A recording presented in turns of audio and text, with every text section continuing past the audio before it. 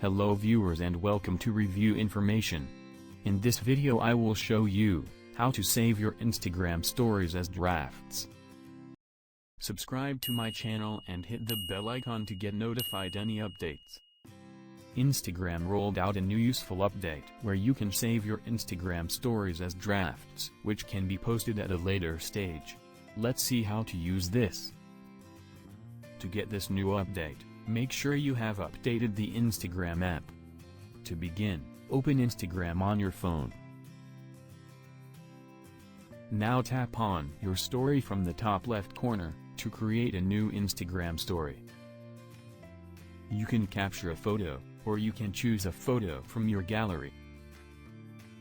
Decorate your Instagram story the same way you usually would. Then press X from the top left corner. If you have the update, you will see the option, Save Draft. If you don't see this option, wait a bit longer, because Instagram is slowly rolling out this update to every users.